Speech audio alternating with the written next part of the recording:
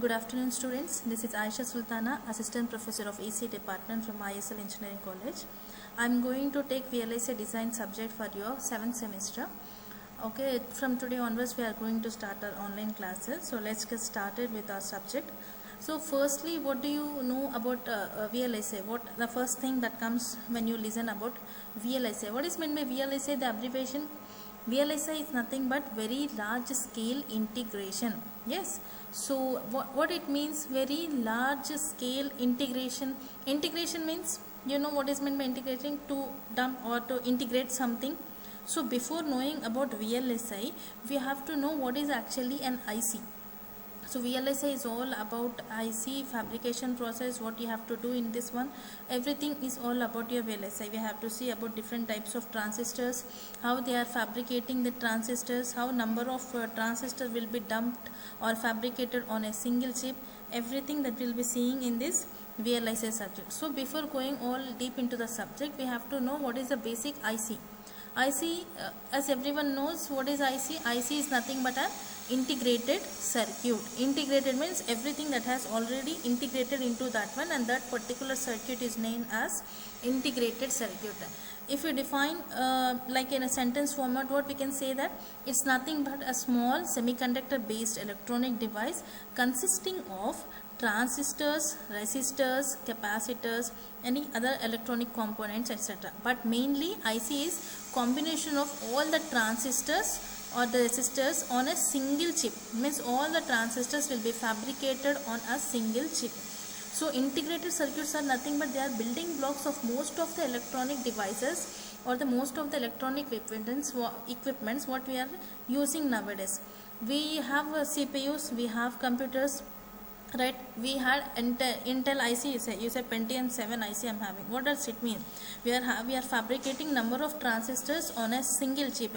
For every application of a single one, we are having a transistor, and that is dumped on your IC. So all the combination of your transistors on a single chip are called as your integrated circuits.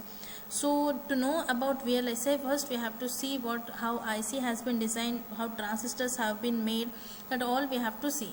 So I hope you are clear with what is an IC. IC is nothing but a small semiconductor device which consists of number of transistors on a single chip, or number of transistors or resistors or capacitors, all that are dumped or fabricated on a single chip. So these integrated circuits are your basic building blocks for your most of the electronic components whatever you are using in today's technology. This circuit is also known as your microchip or a chip normally, or an IC, means integrated circuit. And your VLSI is combination of thousands of transistors on a single chip. You are combining lots of transistors on a single chip is called as very large scale integration. See, IC is your combining of all other like transistors, resistors, capacitors, diodes, that all you will be combining. But whereas your VLSI is about combining of all the thousands of transistors on a single chip. So how this, it will see introduction part of your who has invented this IC, from where they have developed. So initially the transistors were developed by or were invented by the very first what we'll say scientist was William B. Shockley, Walter H. Britton, and John Braden. These are the three scientists who who has developed these transistors in the year of 1947 at the Bell Laboratories, which then followed the development of your ICs also. Okay, these three scientists, first what they have developed transistors. Then after developing all these transistors, then we have dumped these transistors onto an ICs, and integration circuits we have prepared.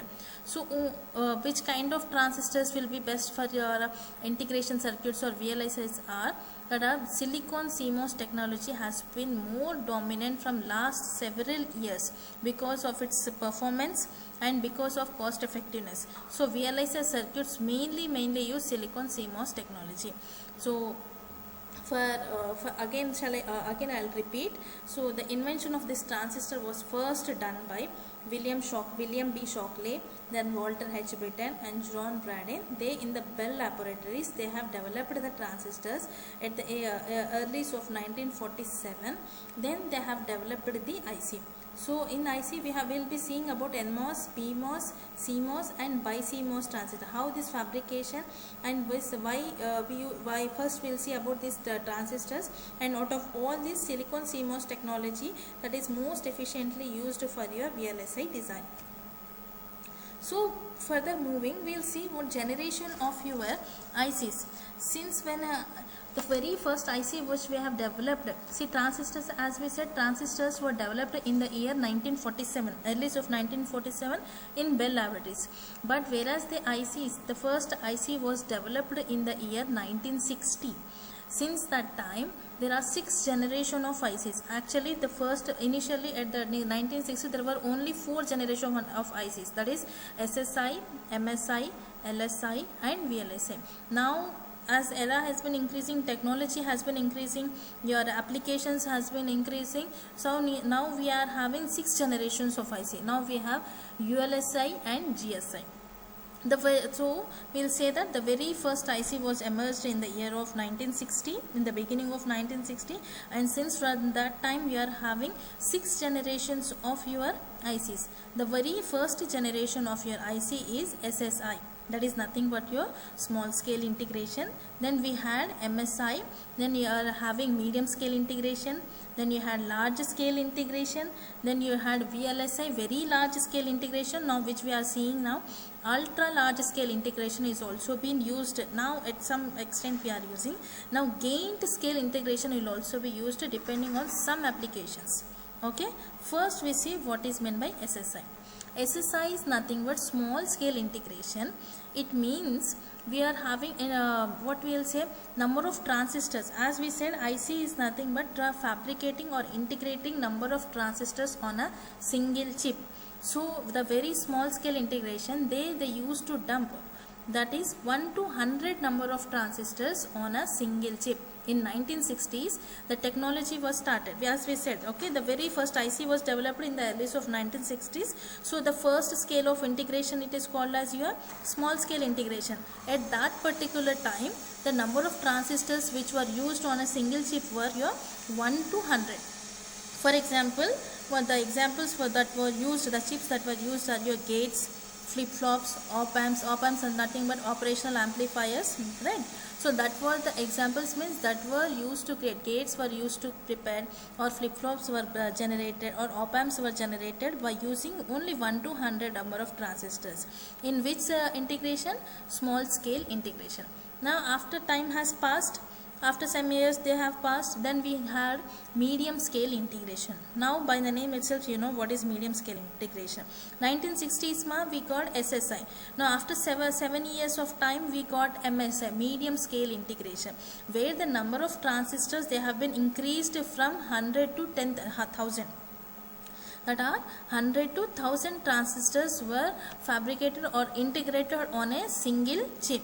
And the examples for this one were counters, your counters what we will use in your microcontrollers. Okay, that counters, mux are nothing but multiplexers, adders, 4-bit processor. Now see, the processor has been had started generation, but it was only 4-bit microprocessor. 8085, we can take an example for that one also. Okay, so in 1967 the technology has been developed by integrating number of transistors are 100 to 1000 on a single chip. And the examples for the medium scale integration were your counters, multiplexers, adders, and your 4-bit processors.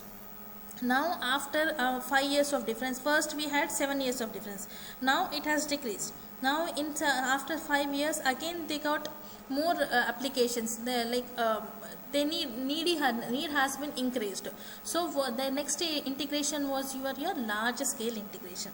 In 1972 the technology has been developed more, and the integration of number of transistors on a single chip became 1000 to 10,000 now. Okay, lastly it was your 100 to 1000. Now it has become your 1000 to 10,000, right?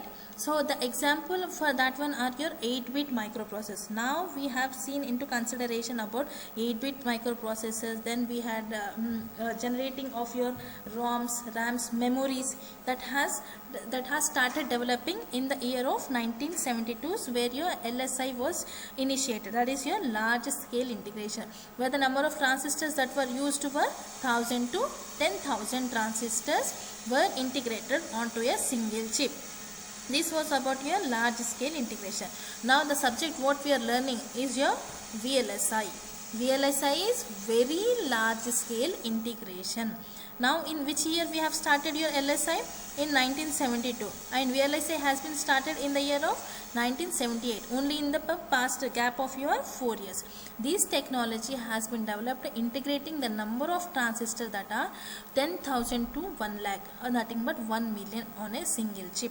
So there we had 8-bit microprocessor for your LSI.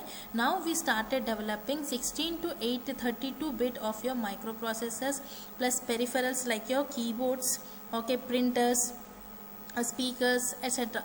That kind of things that we have developed in the era of VLSI. That is now very large scale integration. That are, you got 16 to 32-bit microprocessor, peripherals, complementary, high MOS, metal oxide semiconductors, etc. that are used in your VLSI. Now ULSI, now it has been started increasing, that has coming into the era now. This technology was developed by integrating the number of transistors that are 1 lakh to 10 lakh, that is 1 million to 10 millions of transistors on a single chip. But these ICs are developed for some special purpose processor. But for our application, suppose we need to prepare a robot, or to prepare a computer or a CPU, we need 16 to 82-bit of microprocessor is enough, or a microcontroller is also enough. For some special purpose we use only for special purpose processors, we go for ultra large scale integration. Okay, now the last one was your gained large scale integration. What is gained? This technology where the number of transistors that were used in this technology were about 10 millions. Okay, this here what we are doing. Lastly in ULSI, there we had 1 million to 10 millions of transistors on a single chip. But in the gained scale integration, we are having the number of transistors are about 10 millions on a single chip. So these are the examples for your embedded systems, where you will be combining both hardware as well as the software. Okay, embedded system is nothing but the combination of your hardware as well as the software. So this gained scale integration is mostly used at your embedded systems, or embedded systems has that has come into era in this gained scale integration. So that's the reason here we have developed the microcontrollers. The another name of microcontroller is nothing but your system on chip.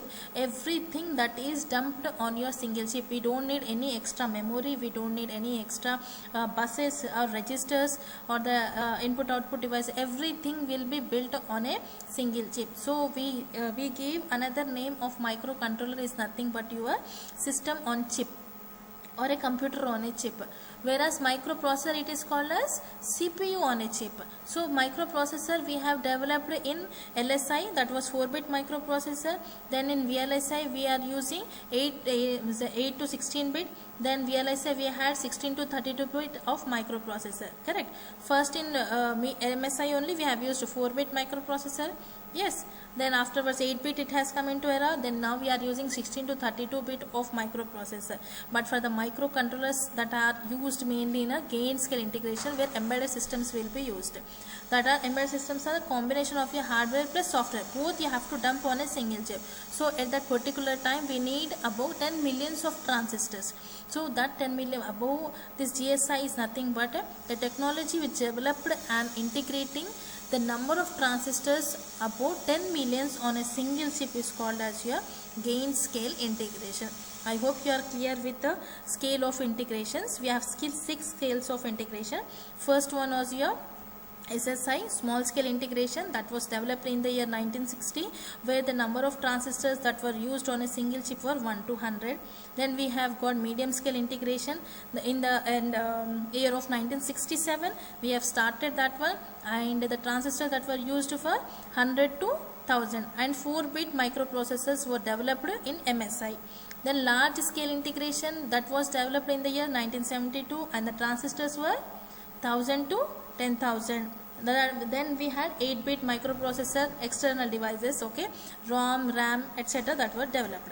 In VLSI, we are having or integrating 1000 to 1 lakh dot transistors on a single chip. Here in this era, we got 16 to 32-bit of microprocessors, peripherals like keyboards, etc. Then we had complementary high metal oxide semiconductors that have come in this era only. In VLSI only we start fabricating of your CMOS or the MOS technologies. Okay, next we had ULSI, where we use 1 million to 10 million of transistors on a single chip, and for using about 10 millions of transistors on a single chip, we go for the gain scale integration, that is GSI.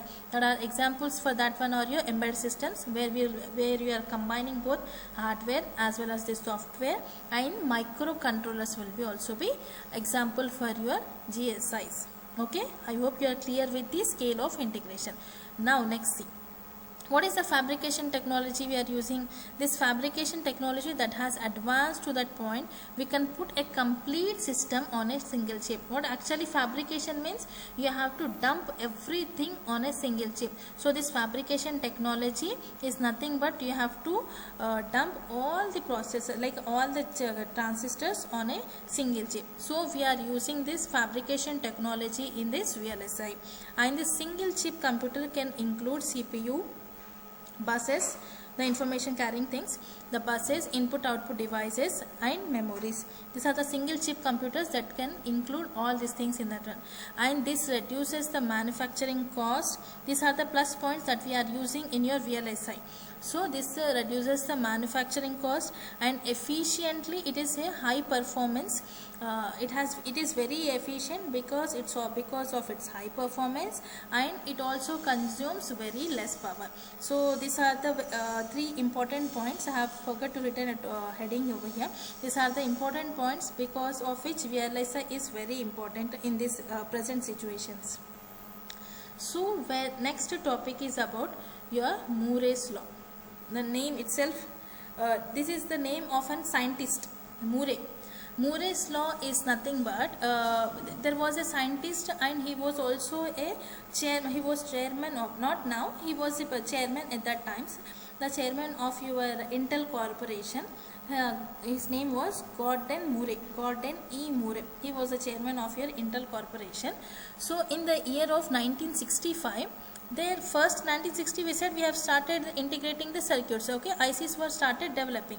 Now in the year of 1965 he observed some trends in the industry. What were the trends? He has seen, or he has observed that the transistors on the ICs that versus related dates.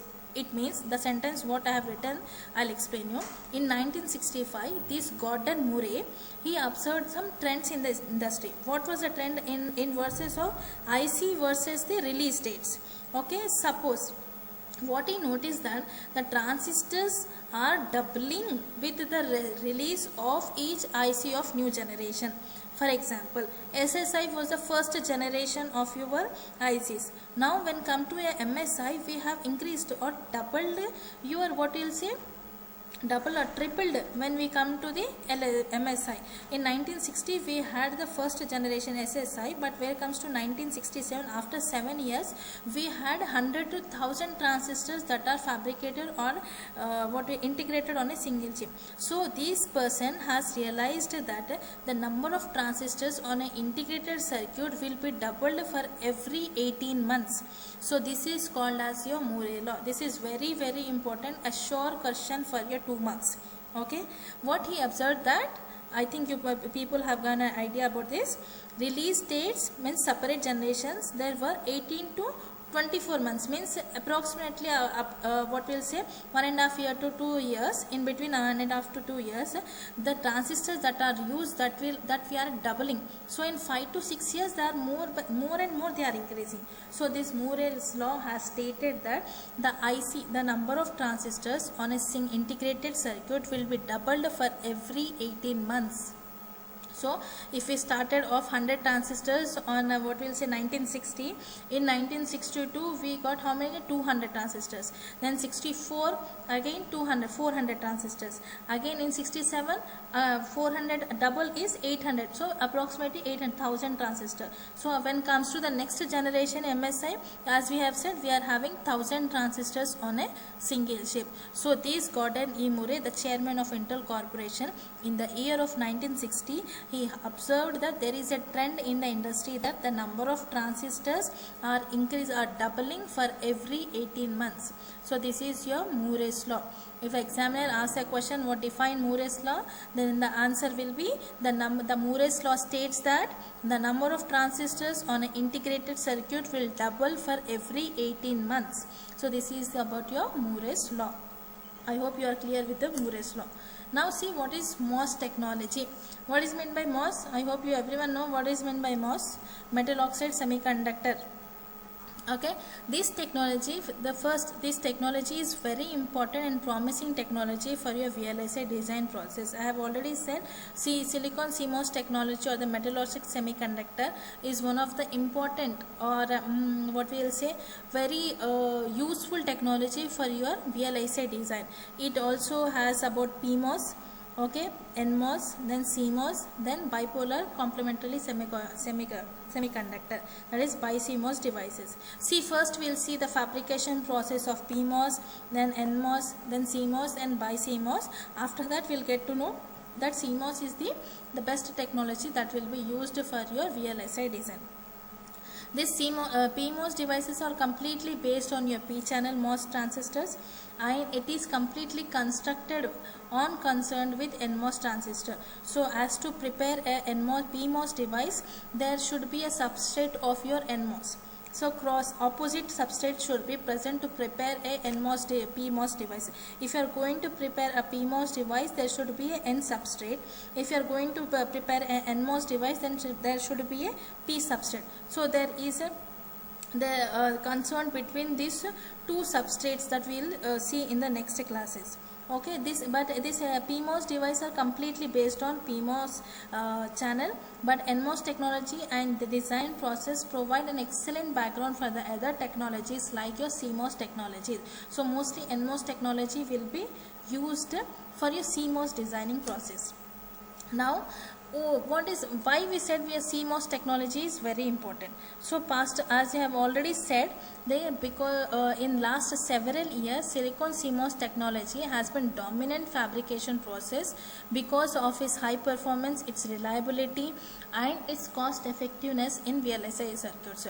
So we get a question why we are going for the CMOS. I have drawn a small figure for that one also to show. Because of these 5 reasons we are going for the CMOS, that is for the lower power dissipation, it consumes less power, then high packing density, as we have to pack number of transistors, right, on a single chip. So this CMOS provides us a high packing density and scale down more easily.